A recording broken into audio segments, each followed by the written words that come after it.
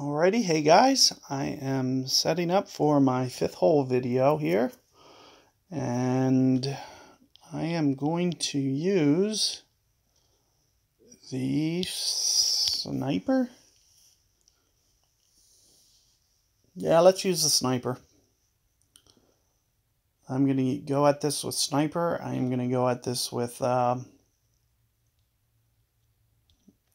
as well just go at it with QB. You don't need a lot of distance on this, you just need to keep it straight. So that's kind of what I'm emphasizing as much as possible. And let's see if we can't dive into this one. I just want to show you, the method that I like to use on this hole is just kind of hit it down there safely. Not to the end of the fairway. I like to just keep it right in the middle so I don't get in between clubs. Down towards the end of the fairway, you start to get close to the end of sniper, like to where it's min distance, and then close to the very last of the backbone where you might have to go into power. So it's just best to kind of stay away from that point altogether. So what you see me try to do is kind of land towards the middle of the fairway up there. After it opens up into that big fairway, I just try to kind of stay centered. Nothing too far.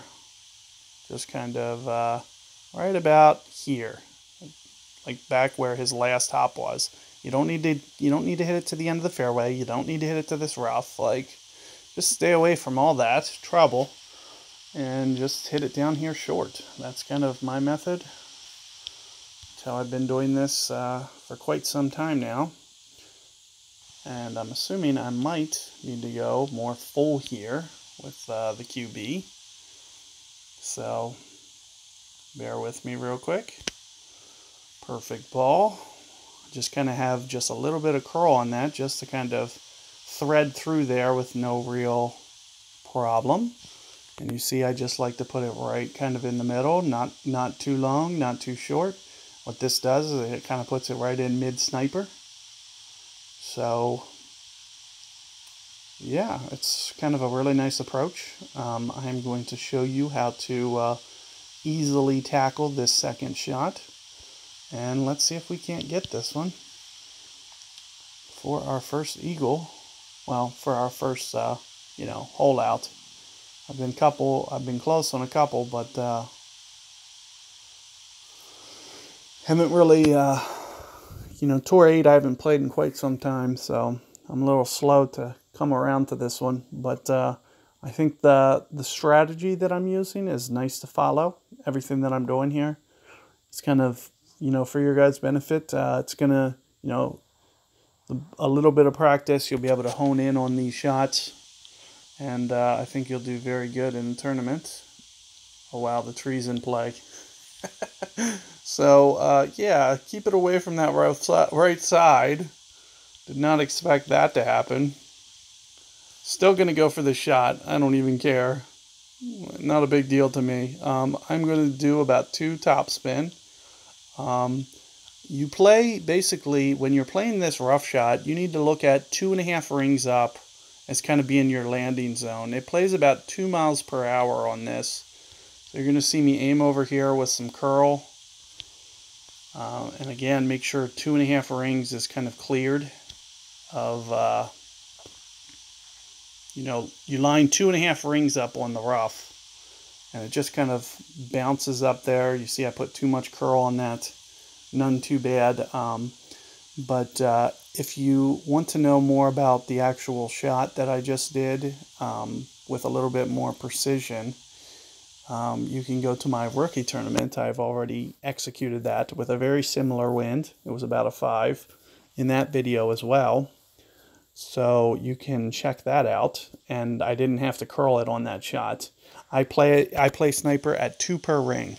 So that's the secret to doing well on that hole, is playing at 2 per ring instead of the usual, 1, 1.2, wherever I am at mid club there. 2.0, 2.1 is kind of spot on. So, 5.5 wind, 2.5 rings is what I'm going there. So 2.5 rings, and as you can see, it just kind of centers the roughs there, skips right up. Of course, you know, I'm just going to favor the left side a little bit more in the future so I don't have that tree in the way. But yeah, that's all there is to my method that I'm going to do there. And you just bump it up into the rough. Like I said, if you use that 2.1 number on a sniper, it's going to be spot on. You're never going to miss the rough. Just be very precise with the way that you're doing that, and I think you'll be good to go. So good luck with that hole, and let's see if I can't tackle this shootout real quick. We'll kind of set up for another approach here. Kind of a different method to kind of get this one. And again, this kind of, you know, goes to, if you watch my hole 2 tutorial, this kind of, you know, reiterates that point that I was mentioning about how you have to kind of, see how that second hop is starting to get close to the fringe over there?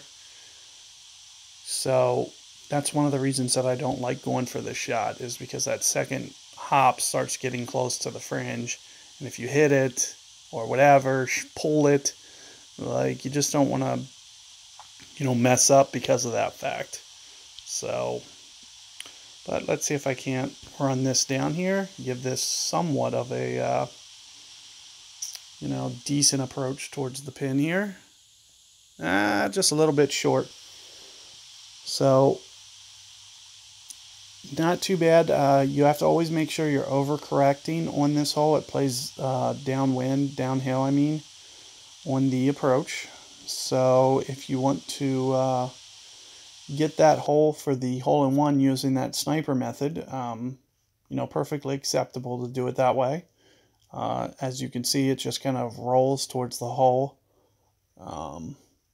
It's even quite possible that I'm going to, you know, switch to that method to an extent and just try to, you know, kind of left spin it, try to kind of just groove it up there and just roll it in towards the hole, just like how you just saw me doing that shootout. So either approach works there for you guys, and just make sure that, you know, whatever you're doing an overcorrection on your adjustment, because it does play downhill, like I mentioned. So keep that in mind, and you know, good luck with that fifth hole.